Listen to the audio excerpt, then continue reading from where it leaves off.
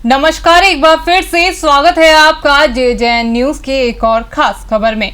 उत्तराखंड सरकार सरकारी स्कूलों में शिक्षा व्यवस्था को बेहतर करने के लिए कई योजनाएं लागू कर रही है, लेकिन अगर देखा जाए तो विभाग में तैनात अधिकारी और शिक्षक सरकार के नियमों का ही लगातार धज्जियां उड़ा रहे हैं। एक तरफ सरकारी स्कूलों में बच्चों की लगातार घट रही संख्या को लेकर सरकार ने प्रदेश के कई स्कूलों को जहां एक और बंद करने का फैसला लिया है, तो वहीं कुछ स्कूल अभी भी संचालित हैं। तो वहां शिक्षा ग्रहण करने आ रहे बच्चों के हाथों में तैनात शिक्षकों की ओर से झाड़ू और फावड़ा देकर सफाई कराकर बच्चों का शोषण किया जा रहा है।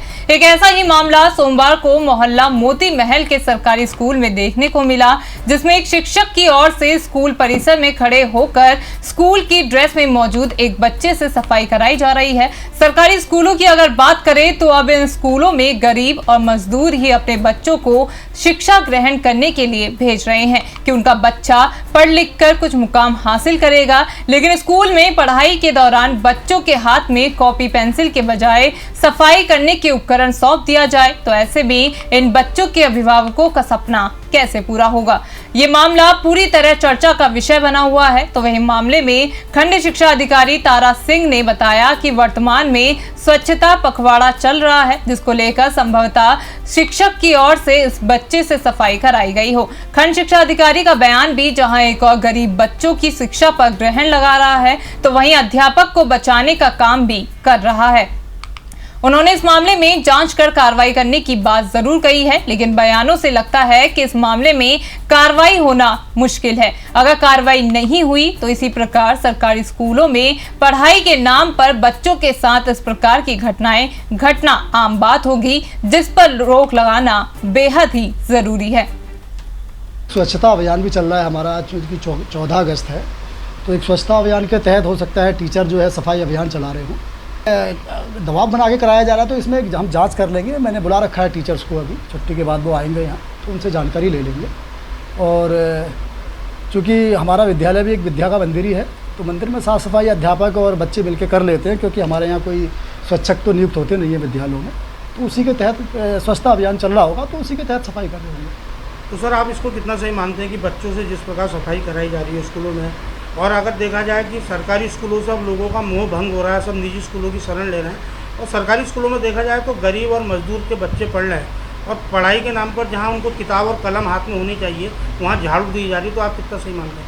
नहीं, देखिए इसमें सही गलत की है, क्योंकि हम बच्चे का सर्वांगीण विकास करते हैं, तो पाठ्य सहगामी क्रियाएँ भी होती हैं हमारे विद्यालयों में, तो वो सारी क्रियाएँ हमारे अध्यापक कराते हैं। उसमें अगर यहाँ की ज़बरदस्ती का अगर कोई मामला है, दबाव का है, तो ऐसी शिकायत तो मेरे पास आई नहीं है अभी। अगर ऐसी शिकायत आएगी तो वो अलग विषय होता है, लेकिन पाठ्य सहगामी क्रियाओं के अंतर्गत क्रीड़ा से लेकर के साफ़ सफाई, बागवानी सभी बच्चों को सिखाया जाता है।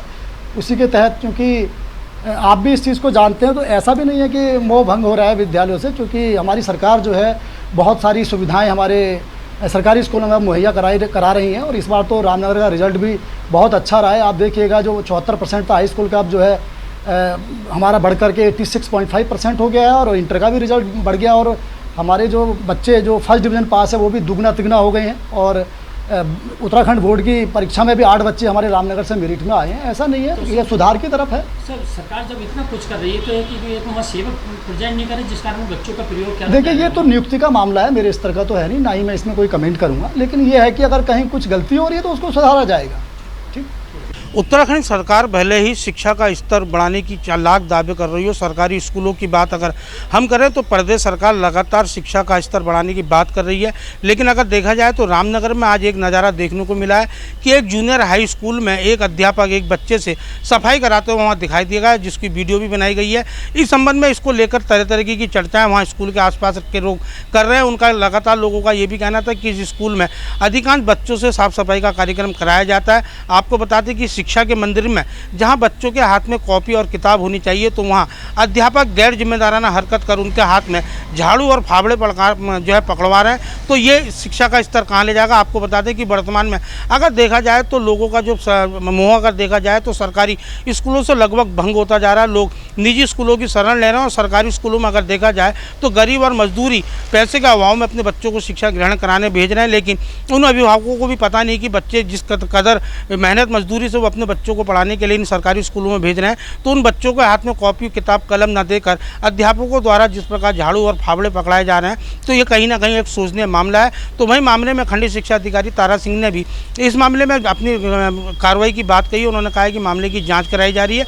तो वही उन्होंने ये भी कहा है कि जो है सरकार द्वारा स्कूलों में स्वच्छक की तैनाती नहीं की गई है, कई स्कूल बिना स्वच्छक के चल रहे हैं, तो ऐसे में जो है बच्चों से भी जो है काम लिया जाता है। तो वही उन्होंने बताया कि स्वच्छ भारत अभियान के तहत भी यह कार्रवाई की जा रही है, लेकिन कुल मिलाकर जो ये मामला आज सामने आया उसको लेकर कहीं ना कहीं बच्चों के साथ जो है उनकी शिक्षा के साथ खिलवाड़ किया जा रहा है। इसमें क्षेत्र के लोगों ने प्रशासनिक अधिकारियों और सरकार से संज्ञान लेने के साथ कार्रवाई की मांग की है। रामनगर से राजीव अग्रवाल के साथ कैमरामैन बंटी अरोड़ा, JJ।